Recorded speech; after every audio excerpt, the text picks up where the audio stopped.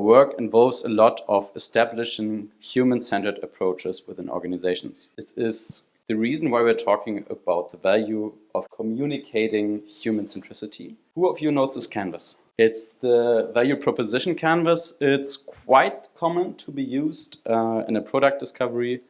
And what it does is that it links the customer jobs to be done, pains and gains, with the features that the actual product has. Products do not always have this real user centricity in the end. There's a gap between user needs and the product. And if you're lucky, you will also have feedback loops in between to check if you're still on track. But this might also lead to deviations within the process. I have a very specific user problem. I tend to be late on time, really gotta catch my train. I need something to breakfast. Yeah, it would be, for example, something like a milkshake. It might be that in the whole research process, somehow the questions got wrong. Then you're getting into the design process. And you have many stakeholders, and you have many stakeholder requirements from legal, from leadership, from business strategy, what should be in that shake. Espresso martini. Cheers. Cheers. The user need isn't solved in this case, because how shall I run with this when I'm running for my train? Let's get one step back. So you might be aware of the concept of user centricity, which means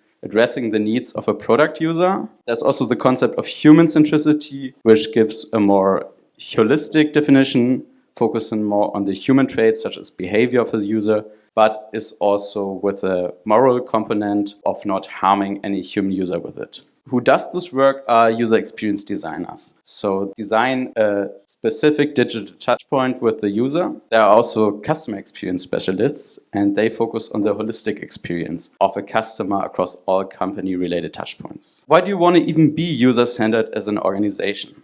It makes happy customers. And happy customers are also loyal customers. It also will decrease costs. As they are loyal and will recommend your organization, you will have less costs to acquire new customers and also have a higher revenue. Why isn't everyone doing this? Well, we just saw that many stakeholders have a say in strategic decisions. It might even be that UX and user research are not involved at all in the decisions that affect the customer. It might be that the skill set is not even existing within that company. Or it might be that a UX department, for example, lacks certain resources such as budget, visibility, or staff size. How might we bring human centricity into the organization, addressing their own departments, which are all stakeholders, such as developers, product owners, C-level. For all of them, we need to understand their needs and be stakeholder-centric to them. 5 steps that you can use for getting more stakeholder buy-in for human centricity in your organization. First one is empathy. Second is alignment. Number 3 is storytelling, user visibility, and KPI focus. So what's empathy? Who here has ever experienced feeling like talking to a wall? There's already hands going up, right? A wall being a person is really stubborn, doesn't want to listen to your ideas, only focused on their opinion, their perspective counts, right? And oftentimes what we do wrong in those situations is that we try to convince the other person that their perspective is not the best one and that ours might be better. This is problematic. Why? Because oftentimes when we do that, we create the opposite effect of what we want to achieve. We want to achieve an open environment where we feel invited to be listened to and to be understood.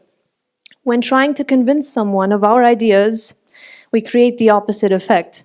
They never want to listen to us again. Let's imagine a salesperson coming to you telling you, yeah, it's only about the numbers, who cares about the users at all? We have to empathize with them. That's the key. So we are empathizing with them. Doesn't mean that we agree. It means we understand them. We understand the context. Okay, why does that person feel that way? And then we understand it, we can also express it. And once we've expressed it, what we say is, you are not wrong. And so what we can summarize is that empathy increases the likelihood of our arguments being heard and understood. Then after we've empathized, we also have the open door already. So now we can align on our objectives. Here's a story. I went fishing once. Since we are in Hamburg, I can also talk about fishing again. I went fishing once, and one thing about me is that I love pizza. Who else loves pizza? Everyone, right? I found out that for some strange reason, fish do not like my pizza. They prefer worms.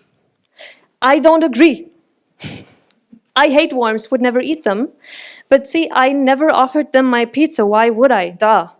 I offered them the worms that they wanted.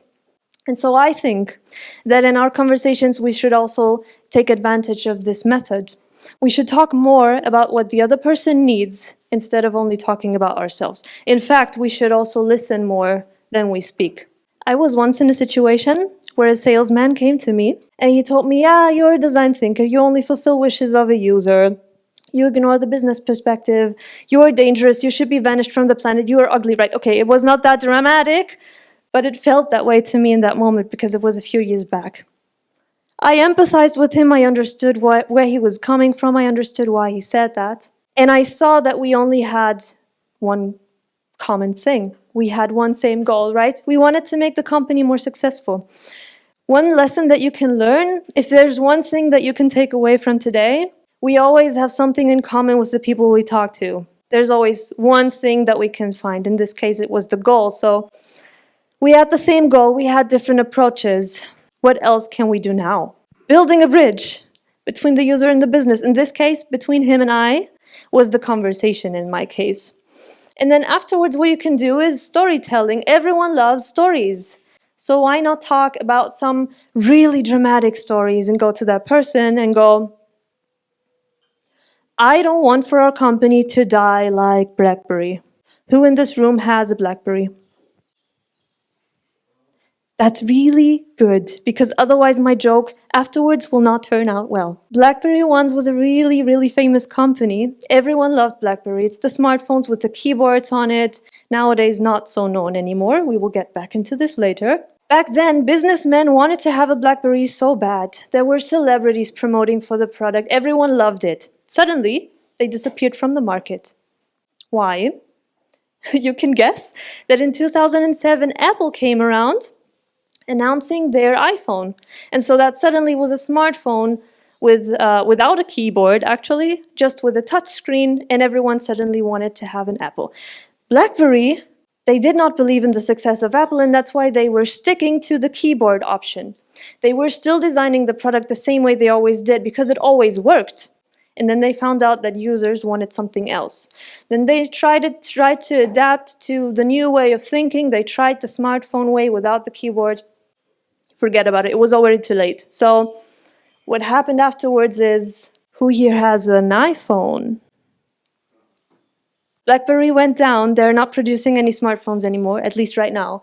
And Apple is still rising and rising and rising and rising, right? 20% of market share. One really inspiring story that we can tell, if anyone knows the milkshake story of McDonald's, they had this product on the market already. It went well, so people bought it. However, they wanted still to increase the sales. They didn't know how to do this, right? So they made observations. They went into the market. They went into a McDonald's, actually, and had their observations. What were customers buying? Why were they buying it? They were focusing specifically on people who bought a milkshake. They found out that there's a pattern. People came by at around 8:30 a.m. They were alone. They went back directly to their car to drive to work. And when they found that out, they talked to the customers afterwards, which is a lovely thing to do after an observation. And they asked them, what is it exactly that you need in the milkshake? What job does the milkshake fulfill for you? And then they found out, they talked to them, and they said, well, actually, I'm making my way to work. I often get stuck in traffic. I need something to keep me full during that ride, and I want to be entertained at the same time. A banana's not an option because then I had to throw the trash out of the window. No one likes to do this, and I'm alone. So I need a milkshake. And when they found out about the reasons, this is so lovely, when they found out about the reasons why a customer was buying a milkshake, they suddenly could adapt the product way better to the customer's needs. So what did they do? They made the texture thicker and the straw a bit thinner. So suddenly the product would last longer and keep them full for a longer time. The sales increased heavily, heavily, heavily, heavily.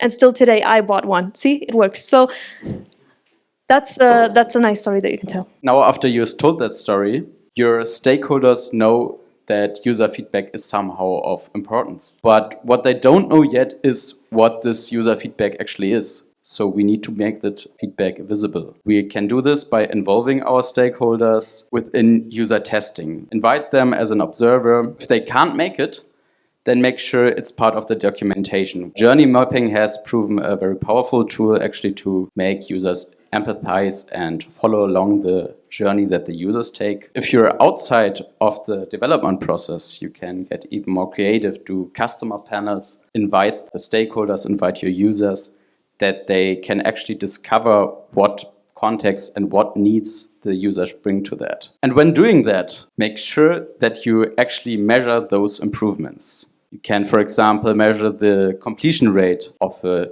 user job to be done. You can measure its completion time. You can also do surveys for Net Promoter Score or customer satisfaction. The reason why you do this is that all those metrics bring focus to the KPIs. Take, for example, the completion rate. With a higher completion rate of a user task, you will have a higher conversion and thus a higher revenue. Also, this completion rate can also lead to a higher satisfaction for your customers, and they will again be more loyal, and you will have a higher retention rate. And satisfied customers also a higher Net Promoter Score. Thus, you will have less costs of acquiring new customers, and the customer lifetime value will increase. So for all of you who aren't familiar with those business KPIs, it's just numbers that will make salespeople happy. Just let me sum it up. We had empathy, create understanding for your stakeholders' needs. We had alignment, find correlations between their and your objectives. Storytelling, provide examples. User visibility, build bridges between the user and your stakeholder. And KPI focus, make your impact on their objectives comprehensible for them. Are we now user-centered as an organization? Well, kind of, because there's far more to it, obviously. And this is why we're happy to announce you that at Modular we will soon have a podcast. Joanna will actually be our first guest, and we will talk about how to bring user-centered approaches into organizations. And yeah, we're very much looking forward to that. I want to thank you also for listening into this talk first, and are open for any questions. Thanks.